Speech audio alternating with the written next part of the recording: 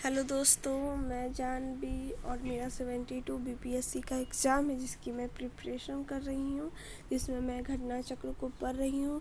ये घटना चक्र का पार्ट 6 वीडियो है जिसमें मैं पॉलिटी में आज राष्ट्रपति के बारे में पढ़ूँगी।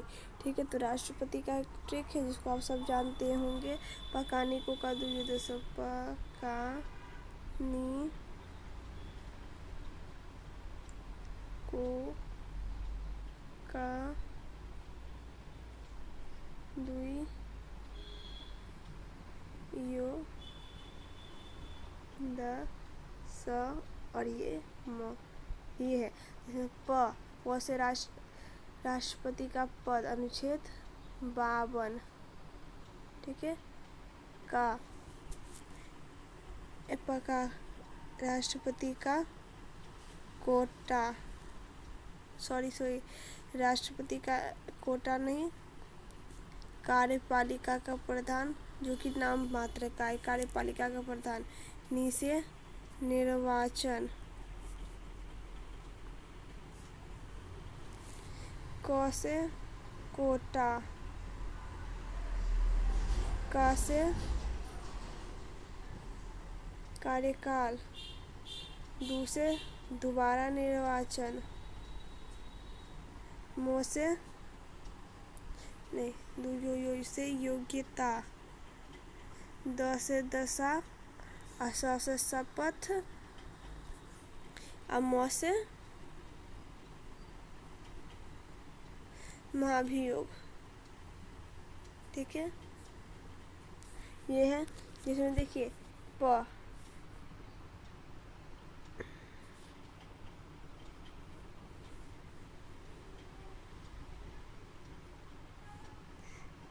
से पद 52 में है।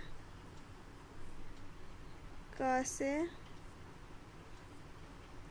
कार्यपालिका का नाम मात्र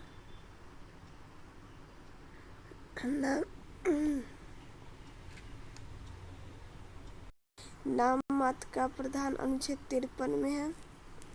नी पकानी। नी से निर्वाचन 54 में है।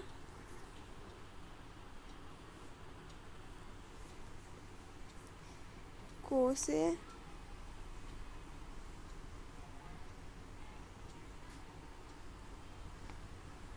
कोटा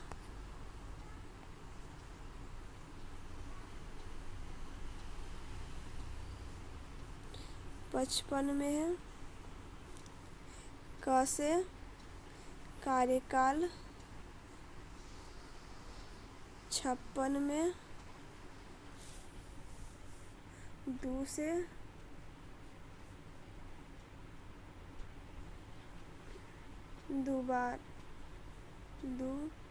दोबारा निर्वाचन 57 आर्टिकल में है। योग से योग्यता 58 नंबर आर्टिकल में। फिर द से दशा 59 नंबर आर्टिकल में। सो से शपथ है 60 में। और मो से महाभियोग 61 नंबर अनुच्छेद में। ठीक है, क्या है? भारत का कार्यपालिका का अध्यक्ष। कार्यपालिका का अध्यक्ष कौन होता है? तो राष्ट्रपति होता है। अनुच्छेद 53 से क से कार्यपालिका का नाम मात्र का अध्यक्ष। अनुच्छेद 53 के अनुसार संघ की कार्यपालिका शक्ति राष्ट्रपति में निहित होगी, जिसका प्रयोग इस संविधान के अनुसार स्वयं या आगे अधीनस्थ अधिकारियों के अनुसार करेगा। इस प्रकार भारतीय संघ का कार्यपालिका अध्यक्ष राष्ट्रपति होगा। ठीक है,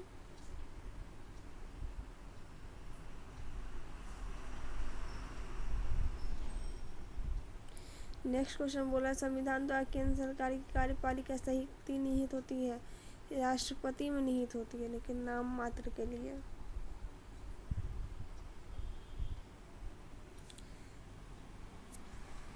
नेक्स्ट क्वेश्चन है, भारतीय संविधान में केंद्रीय सरकार की अधिशासी शक्तियों को किसमें निहित किया गया? भारतीय संविधान में केंद्रीय सरकार की अधिशासी शक्तियाँ किसमें निहित की गई है? तो भारत के राष्ट्रपति में निहित की गई है।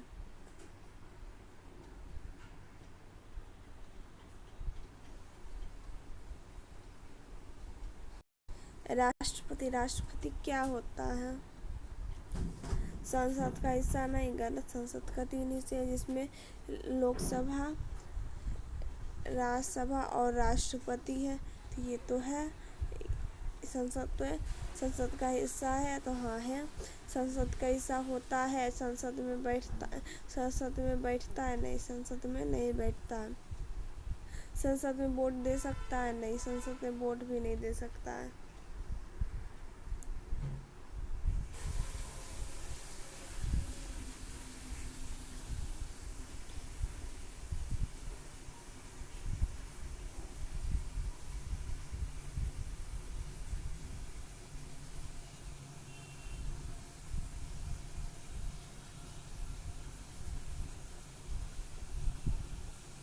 क्या है? भारत के राष्ट्रपति लोकसभा राज्यसभा के साथ मिलकर संसद का निर्माण करता है।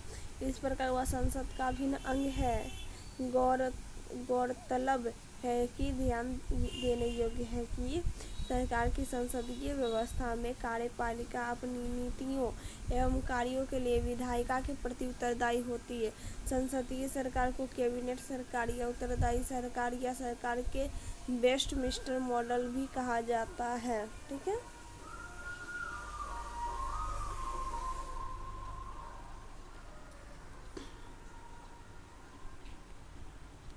भारत के रक्षा बलों में सुप्रीम कमांडर कौन होता है? भारत के तीनों रक्षा बल, थल सेना, जल सेना और वायु सेना, ये तीनों का सुप्रीम कमांडर कौन होता है? तो भारत का राष्ट्रपति होता है।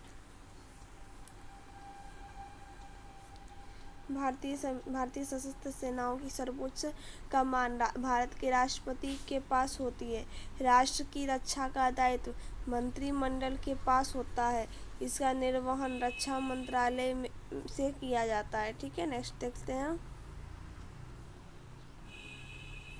भारत के राष्ट्रपति अपनी शक्तियों का प्रयोग करते भारत के राष्ट्रपति अपने शक्तियों का प्रयोग करते सीधे अथवा अपने अधीनस्थ अधिकारियों द्वारा। सही है।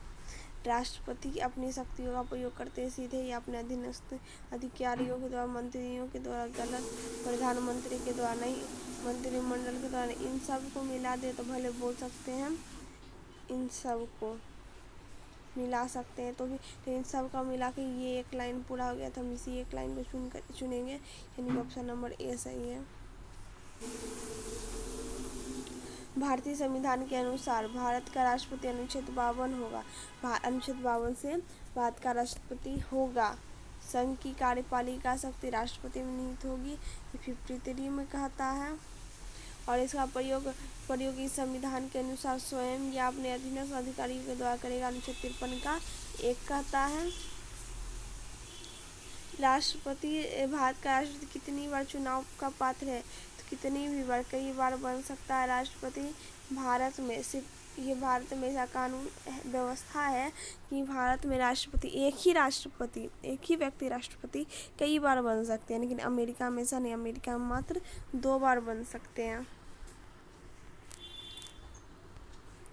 भारतीय संविधान का अनुच्छेद 57 के पुनर्निर्वाचन के पात्र के बारे में इसके अनुसार कोई व्यक्ति जो राष्ट्रपति के रूप में पद धारण करता है या कर चुका है, इस संविधान के अन्य उपबंधों के अधीन रहते हुए उस पद के लिए पुनर्निर्वाचन का पात्र होगा। इस प्रकार भारत का राष्ट्रपति कितनी भी बार पुनः चुनाव के लिए पात्र होता है।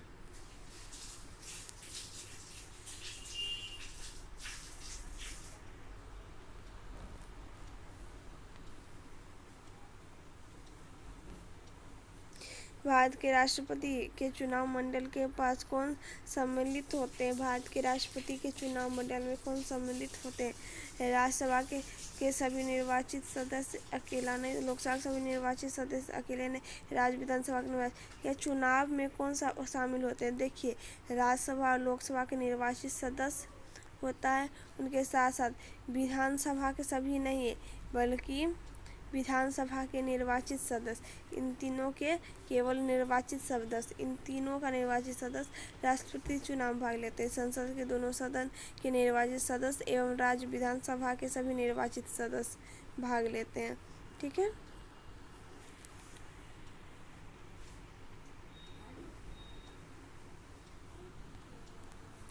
संविधान का अनुच्छेद 54 राष्ट्रपति के निर्वाचन मंडल के सदस्यों का प्रावधान करता है, जिसमें उनके सदस्य होते हैं संसद के दोनों सदनों के निर्वाचित सदस्य, राज्य की विधानसभाओं के निर्वाचित सदस्य, दिल्ली पुदुचेरी विधानसभा के निर्वाचित सदस्य। देखिए, दिल्ली और पुदुचेरी ये दोनों यूटीज हैं, केंद्र शासित प्रदेश है, और इन्हीं दोनों में मात्र जो दिल्ली और पुदुचेरी इन्हीं दोनों में विधानसभा है, इसलिए इन दोनों के विधानसभा के निर्वाचित सदस्य राष्ट्रपति चुनाव में भाग लेते हैं।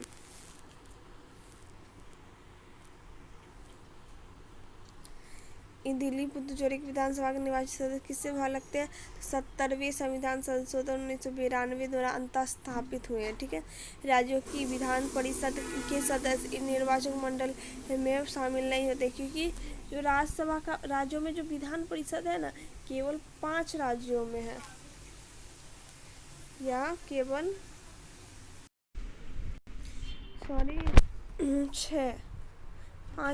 6 राज्यों में विधान परिषद है, 6 राज्यों में विधान परिषद है। इसलिए राष्ट्रपति के निर्वाचन मंडल में जम्मू कश्मीर संघ राज्य क्षेत्र के विधानसभा के निर्वाचित सदस्य को अभी शामिल नहीं किया गया है। ठीक है।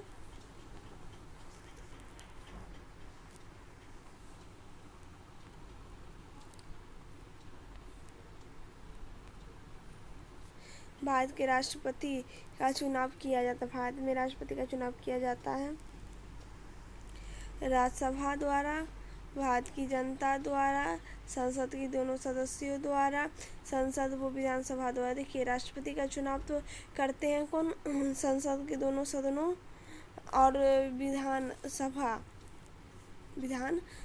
के निर्वाचित सदस्य, इन दोनों के निर्वाचित सदस्य द्वारा। लेकिन इन दोनों को कौन चुनता है? तो भारतीय जनता, इसलिए भारतीय जनता भी कह सकते हैं, लेकिन राज्यसभा द्वारा केवल नहीं। लेकिन इन सब में सटीकता से कोई नहीं बता रहा है, इसलिए उपयुक्त में से कोई नहीं होगा।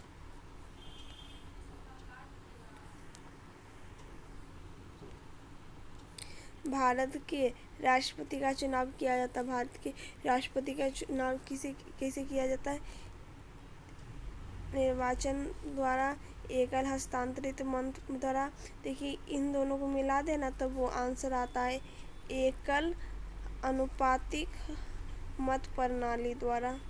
ठीक है। जो कि हो नहीं सकता, इसलिए इसमें स्टार मार्क किया हुआ है।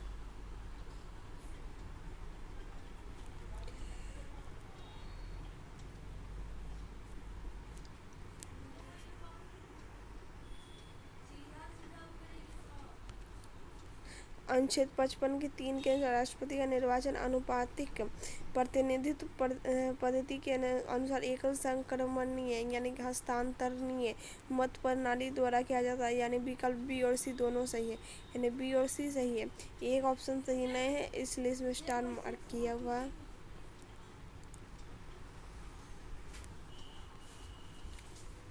अगर भारत के राष्ट्रपति के चुनाव में कोई विवाद हो तो उस विवाद को सौंपा जाता है। तो किसे सौंपा जाता है? भारत के महाधिवक्ता नहीं, संसद को नहीं, सर्वोच्च न्यायालय को, भारत के सर्वोच्च न्यायालय को सौंपा जाता है। ठीक है। अगर भारत के राष्ट्रपति के चुनाव में कोई विवाद है तो उस विवाद को अनुच्छेद 71 के 1 के अनुसार भारत के सर्वोच्च न्यायालय को सौंपा जाएगा और सर्वोच्च न्यायालय द्वारा किया गया विनिश्चय अंतिम होगा। नेक्स्ट क्वेश्चन है,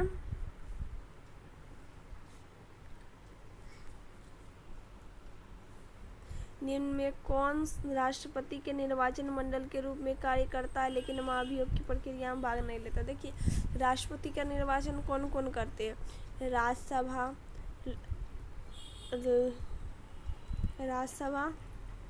लोकसभा और विधानसभा, इन तीनों के निर्वाचित सदस्य। लेकिन जब महाभियोग होता है तो राज्यसभा और लोकसभा के निर्वाचित सदस्य के साथ सभी सदस्य, मनोनीत सदस्य भी भाग लेते हैं, लेकिन विधानसभा का कोई सदस्य भाग नहीं लेता। तो कौन नहीं लेता? राज्य विधानसभाओं के सदस्य भाग नहीं लेते। बाकी राज्य विधान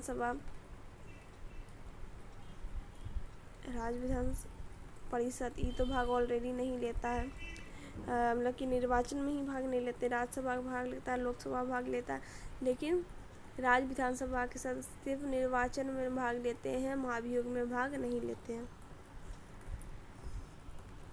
भारतीय संविधान के अनुच्छेद 61 के अनुसार राष्ट्रपति पर महाभियोग एक अर्ध न्यायिक प्रक्रिया है जो संसद में चलाई जाती है। इसमें राज्यों की विधानसभा में भाग लेती है, जबकि अनुच्छेद 54 के ख के अनुसार राज्यों की विधानसभाओं के निर्वाचन सदस्य राष्ट्रपति के निर्वाचकगण में का भाग है। अध्यात्म राज्यों की विधान परिषद राष्ट्रपति के निर्वाचन में भाग नहीं लेते हैं, निर्वाचकगण का भाग नहीं है।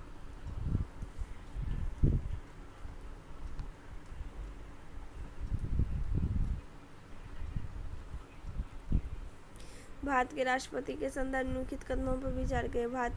भारत के संविधान के अनुच्छेद 53 में उल्लेख है कि संघ की कार्यपालिक शक्ति राष्ट्रपति, यहाँ अनुच्छेद 52 में पद और अनुच्छेद 53 में पक्का का कार्यपालिका का प्रधान नाम मात्र का कौन होगा? राष्ट्रपति का। तो ये सही है।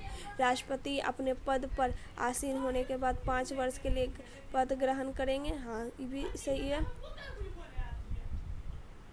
भारत के संविधान के अनुच्छेद 60 पर अनुच्छेद 60 में राष्ट्रपति पर का शपथ है। अनुच्छेद 61 में राष्ट्रपति पर महाभियोग है। तो ये गलत हो जाएगा, तो 1 और 2 सही है।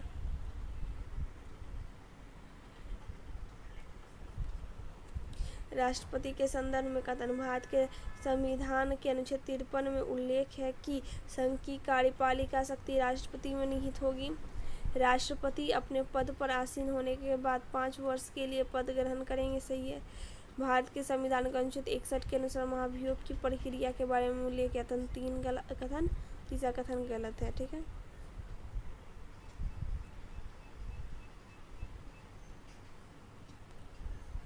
यदि राष्ट्रपति एवं उपराष्ट्रपति पद खाली हो, राष्ट्रपति या उपराष्ट्रपति दोनों का पद खाली है, तो भारत के राष्ट्रपति के पद पर कौन कार्यवाहक के रूप में कार्य करेगा? तो भारत के मुख्य न्यायाधीश। अगर मुख्य न्यायाधीश भी नहीं होगा तो वरिष्ठ न्यायाधीश होंगे। ठीक है। उच्च सुप्रीम कोर्ट के वरिष्ठ न्यायाधीश भाग लेंगे। देखिए क्या कह रहा है एक्सप्लेनेशन में।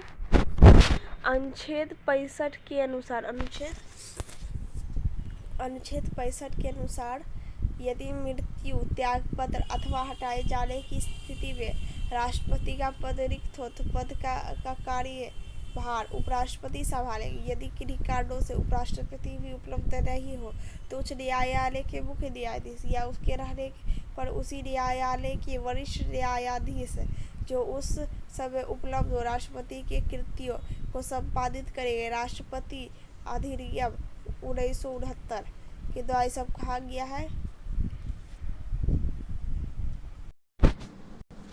यदि भारत के राष्ट्रपति का पद खाली हो और उपराष्ट्रपति का तथा भारत के मुख्य न्यायाधीश उपलब्ध नहीं हो तो भारत का राष्ट्रपति किसे नियुक्त किया जाएगा? तो पहले बता दिए हैं कि सुप्रीम कोर्ट के जो वरिष्ठ न्यायाधीश होंगे वो राष्ट्रपति का पदभार संभालेंगे। गलत है। लोकसभा अध्यक्ष गलत। सुप्रीम कोर्ट के वरिष्ठ न्यायाधीश पद संभालेंगे, ये होगा। ठीक है। नेक्स्ट क्वेश्चन देखते हैं।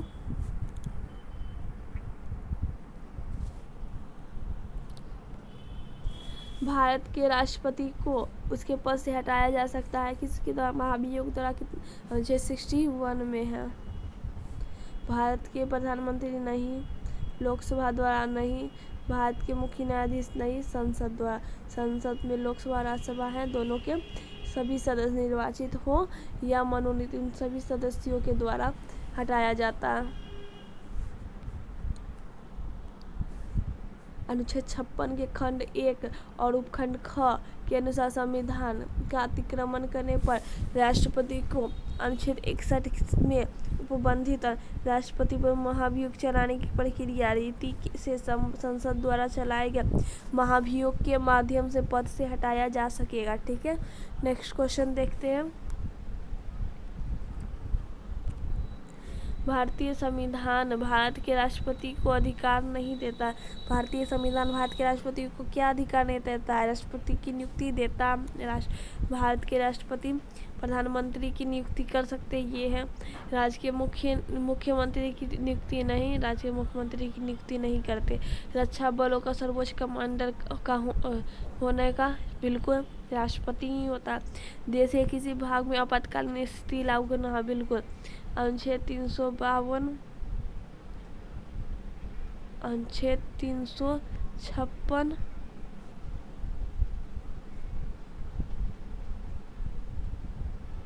अनुच्छेद 360, इन तीनों में राष्ट्रपति से संबंधित आपातकाल है।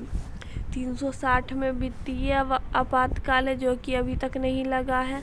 352 में राष्ट्रीय आपातकाल है और 356 में राष्ट्रपति शासन है, जो कि किसी राज्य में लगता है। ठीक है,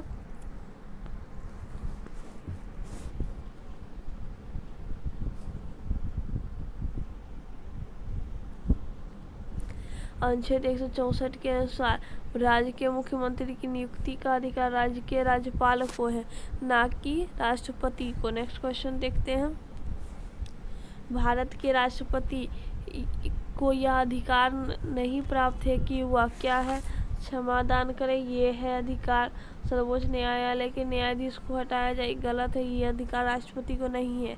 आपातकाल की घोषणा करे, आपातकाल की घोषणा हम बता चुके हैं। 352, 356 और 360 के द्वारा राष्ट्रपति ही करते हैं। अध्यादेश जारी करे, अध्यादेश भी राष्ट्रपति जारी करता है, यानी कि बी हमारा सही होगा। न्यायाधीश को राष्ट्रपति नहीं हटाते हैं।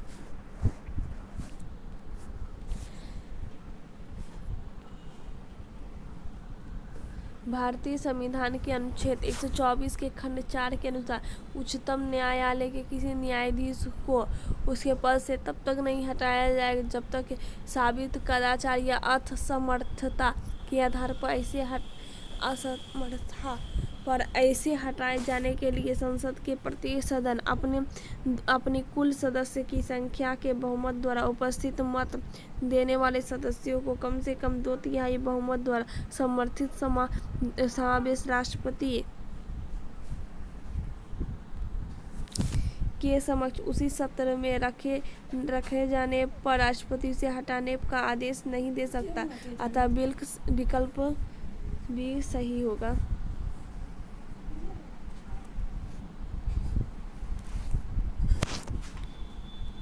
नेक्स्ट क्वेश्चन है, श्रीमती प्रतिभा पाटिल भारतीय गणतंत्र के राष्ट्रपति के रूप में क्रम में क्या है? प्रतिभा पाटिल जो है, श्रीमती प्रतिभा पाटिल ये राष्ट्रपति थी, प्रथम राष्ट्रपति, जो कितने नंबर की क्रम की थी? तो 12वें नंबर की थी।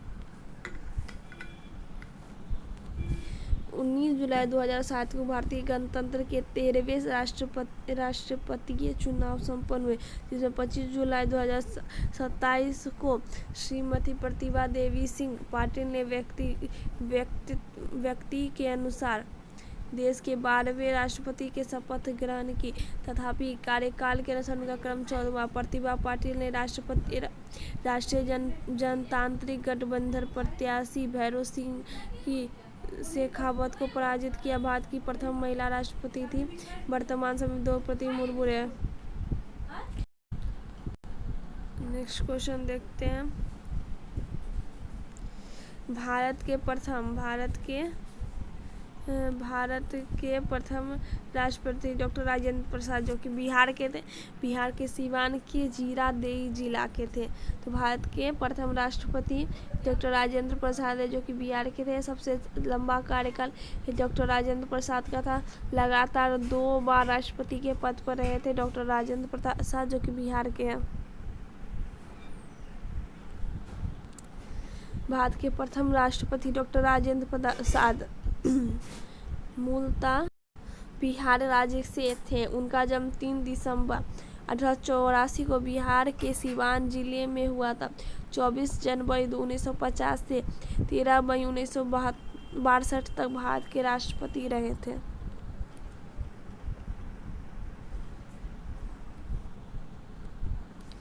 स्वतंत्र भारत के प्रथम राष्ट्रपति कौन थे? राष्ट्रपति थे बिहार से।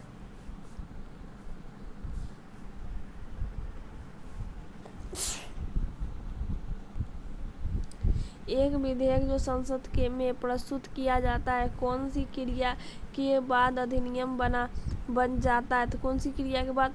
जब राष्ट्रपति अपनी अनुमति दे। जब राष्ट्रपति अनुमति देता है तो एक विधेयक जो संसद में प्रस्तुत किया जाता है वो अधिनियम बन जाता है, यानी कि कानून बन जाता है। कब बन जाता है? जब राष्ट्रपति अपनी सहमति दे देता है। संविधान के अनुच्छेद 111 में विधेयकों पर राष्ट्रपति की अनुमति से संबंधित उपबंध है। एक विधेयक जो संसद में प्रस्तुत किया जाता है वह अधिनियम तभी बन पाता है जब राष्ट्रपति उस पर हस्ताक्षर कर अपनी सहमति दे। थैंक यू दोस्तों।